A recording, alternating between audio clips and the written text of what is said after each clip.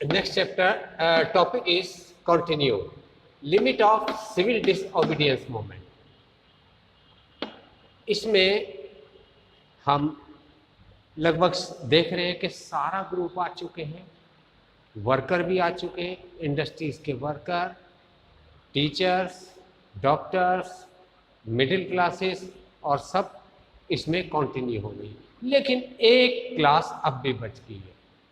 उसको गांधी जी ने कहा है कि जब तक तुम उसको अपने में मिलाओगे नहीं, उनके साथ सामंजस्य नहीं करोगे, तब तक तुम्हें 100 साल तक भी अगर तुम स्वतंत्रता के लिए लड़ाई करते रहोगे, स्वतंत्रता तुम्हें नहीं मिलेगी। उसी उसमें है, not all the social group were moved by concept of स्वराज्य। लगभग सभी ग्रुप इस स्वराज्य कंसेप्ट में आ चुके थे। ठीक है, one such group was the nation untouchable. एक ग्रुप था जो अनटचेबल यानी कि जिसको अछूता कहते थे, जिससे छुआछूत करते थे। ठीक है, untouchable. For a long time Congress had ignored the Dalit. लंबे समय से कांग्रेस इग्नोर माने इसको नजरअंदाज कर रही थी, अनदेखा कर रही थी। ठीक है, किनको? दलित को, जो पिछड़ा वर्ग था।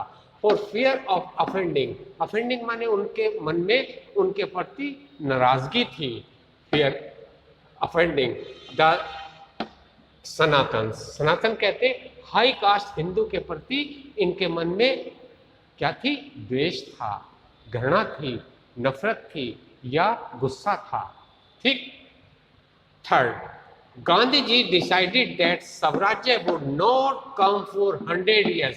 गांधी जी ने कहा स्वराज्य तुम्हें 100 साल तक भी नहीं मिल सकता, नहीं मिलेगा। If untouchable was not eliminated, जब तक इनको तुम अपने में नहीं मिलाओगे। He called the untouchable. उन्होंने इस अछूते वर्ग को, अनटचेबल वर्ग को, जिसका नाम हरिजन रखा, और द चिल्ड्रन ऑफ गॉड। जो अब उन्होंने, गांधी जी ने उस अनटचेबल ग्रुप को हरिजन के नाम से पुकारा, यानी कि भगवान के बंदे, भगवान के बच्चे। ठीक। He organize the satyagraha to secure that entry into the temple. अब उन हरिजनों को मंदिर में जाने के लिए इजाजत करी, यानी कि उनके लिए उन्होंने आंदोलन करे। ठीक, क्योंकि उससे पहले मंदिरों में जाने की इनको इजाजत नहीं थी। ये अपने मंदिरों में जाते थे, जहां हाई कास्ट हिंदू होते थे वहां पर ये वर्शिप नहीं कर सकते थे, बल्कि इनके अपने होते थे। तो इनके लिए उन्होंने क्या किया है? सत्याग्रह किया, to sense the entry into the temple, जिससे कि वो मंदिरों में एंट्री कर सके। And assist to public well, और उस समय पब्लिक वेल पर भी इनको जाने, जो पब्लिक कुएं थे उनके ऊपर इनको पानी भरने की इजाजत नहीं होती थी, यानी कि हाई कास्ट वाले इनको मना करते थे।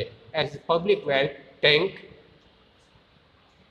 रोड एंड स्कूल, सड़कों पे चलना और स्कूलों में जाना इनके लिए वर्जित होता था।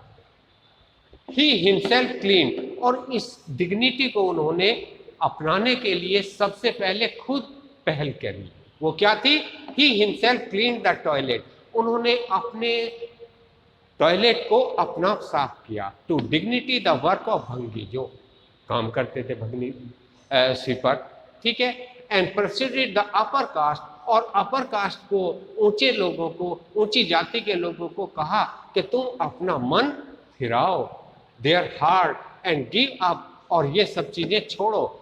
द सिन ऑफ अनटचेबल, जो ये छुआछूत है उसको तुम त्याग दो, उसे छोड़ दो, उनकी तरफ से मन Pharaoh.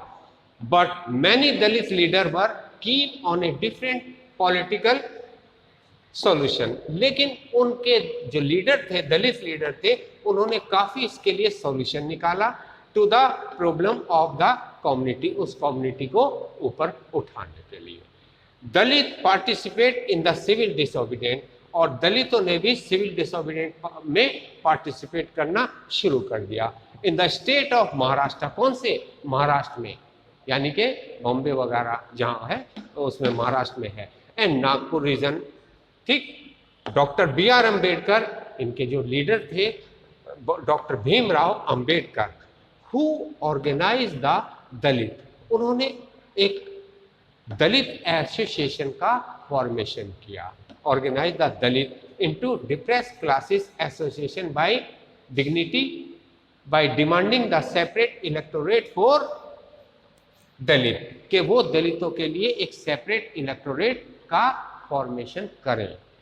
In Poona pact 1932 Dalit give the depressed classes, अब उसको पूना पैक्ट हुआ 1930 में। उस 1930 में जब पूना पैक्ट हुआ तो डिप्रेस्ड क्लासेस नाम रखा गया, लेकिन बाद में उसका नाम क्या हो गया, later known the schedule caste, अब उसका नाम शेड्यूल कास्ट के नाम से जाना जाता। ठीक, ओके।